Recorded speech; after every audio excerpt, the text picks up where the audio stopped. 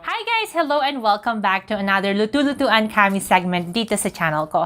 So for today's video guys, tuturuan ko kayo kung paano gumawa ng sushi. Gagawa tayo ng California roll at saka gagawa tayo ng aking made-up sushi with mango. Sobrang sarap! At itry nyo rin gawin. Sobrang easy lang siyang gawin, guys. Ito yung mga ingredients na kailangan natin. Yung main ingredients natin, kailangan natin syempre ng rice. Hindi basta-bastang rice. Ang kailangan nyo yung short grain na Japanese rice. Yung brand na gagamitin ko, yung Calrose rice na botan. Ito. Kailangan natin ng rice vinegar. Yung binili ko na rice vinegar, yung meron na siyang mild and sweet na. Yung season na, hindi yung plain. Kailangan rin natin syempre ng seaweed. Ito yung ating sushi roll. Nabili ko to sa Amazon for only $13. Dalawang piraso na. Para naman doon sa ingredients natin na ilalagay doon sa loob ng sushi, kailangan natin ng imitation crab. Ito. Zucchini. Mango, yung hinog. At saka avocado.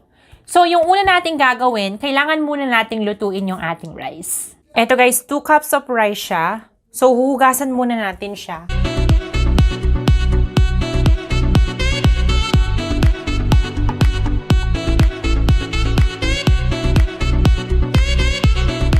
Kapag ganito na yung tubig, guys, pwede na natin tong lagyan ng 2 cups of water. So, ang measurement ng tubig na ilalagay nyo, 1:1. So, ito 2 cups of water, or 2 cups of rice. So, 2 cups of water din yung ilalagay natin.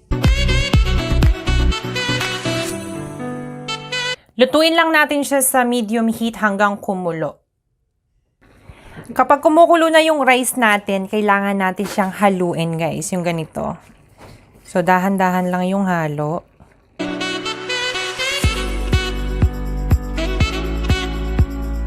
Now, ilalagay natin siya dun sa pinaka-low heat after nating i-mix. Tatakpan natin to for 20 minutes at huwag niyong bubuksan for 20 minutes. After 20 minutes, guys, kapag naluto na yung rice, ganito na yung itsura niya. Tingnan nyo naman. Perfect na perfect. Now, ang gagawin natin, set aside lang natin yung rice natin. Tapos, lulutuin natin yung mixture na kailangan nating ihalo sa rice. So, medium heat, kailangan nating maglagay ng 1/2 cup ng ating rice vinegar. Yung ating 1/4 cup white sugar. 1 tablespoon ng vegetable or 1 teaspoon ng vegetable oil at 1 teaspoon ng salt. Kailangan lang natin siyang i-mix hanggang ma-dissolve yung sugar niya, guys. So, hanggang ma-dissolve lang, guys, yung sugar at maging ganyan yung itsura niya. Now, papalamigin lang natin to, set aside lang natin.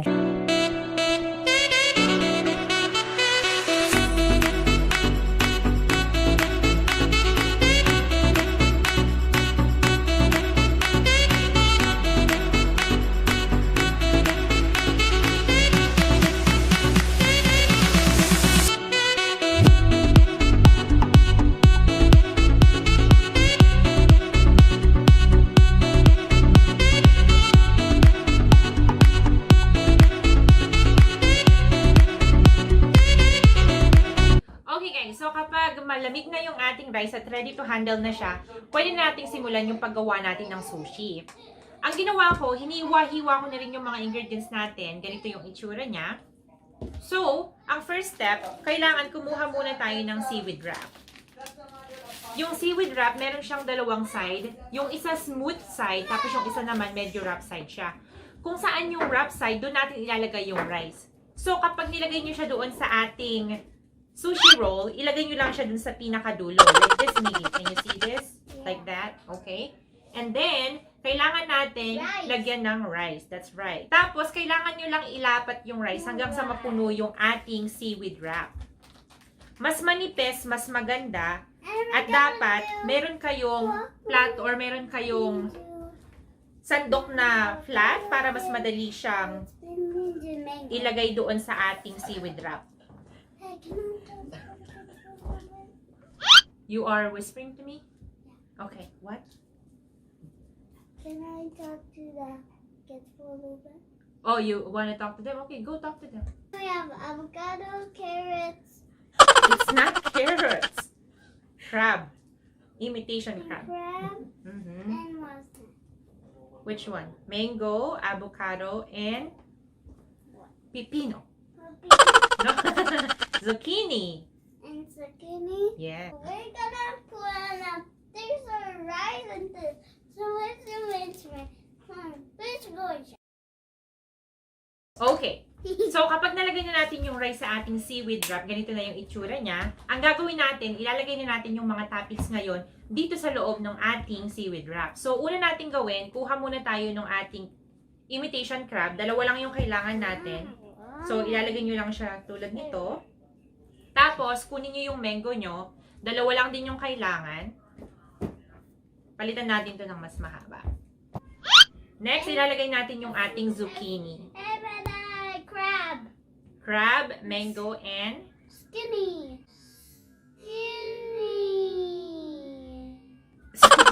zucchini. Yeah, and avocado. No, not avocado, just the zucchini. Ngayon, ready to roll na siya. So, ang pag-roll, sisimulan nyo siya sa pinakadulo, ganyan. Tapos, habang niro-roll nyo siya, kailangan nyo i-push yung mga ingredients papasok. Next, iro-roll nyo yung ating sushi roll pa ganyan. And then, push papasok hanggang sa makarating lang kayo dun sa pinakadulo.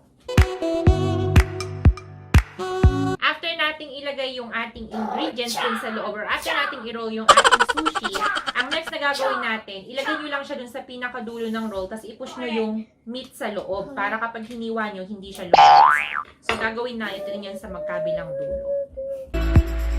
Now, pwede na nating hiwain yung ating crab mango roll. We're gonna do the avocado next video. Ang susunod na natin gagawin natin yung ating California roll. Same process, kuha lang tayo ng ating seaweed. Tapos kung saan yung ating wrap edges, doon natin ilalagay yung ating rice. So, pagkatapos nating lagyan ng rice yung ating seaweed wrap, ganito na yung itsura niya. Kung napansin nyo, hindi ko siya nilagyan ng rice all the way dun sa pinakadulo. Mag-leave kayo ng konting-konting space. Tapos, ang gagawin natin dito, ipip-flip lang natin siya. Now, ilalagay na natin yung mga toppings natin dito sa loob ng sushi. So, again, unahin natin dun sa ating crab. Next, yung ating avocado. And then, syempre, yung ating zucchini.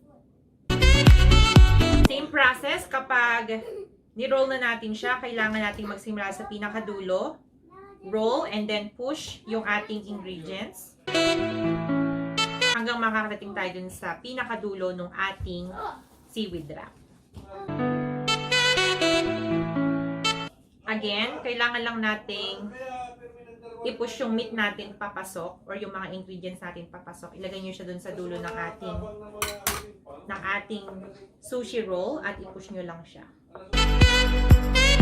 Gawin nyo rin yun sa kabilang side. Ready na to para hatiin. At eto na guys yung finished product ng ginawa natin na California roll at saka yung ginawa natin na mango crab roll. There you go. Siyempre, if you wanted to see more videos like this, please comment below para alam ko kung ano yung mga videos na nagugustuhan nyo dito sa channel ko. If you haven't yet, please subscribe to my channel. Follow me sa aking mga social media account at Pinay Cammy at Instagram at Facebook. And please, don't forget to like my official Facebook page. It's called the Pinay Cammy Official. And yun lang guys, salamat sa panonood and I will see you on my next video. Bye!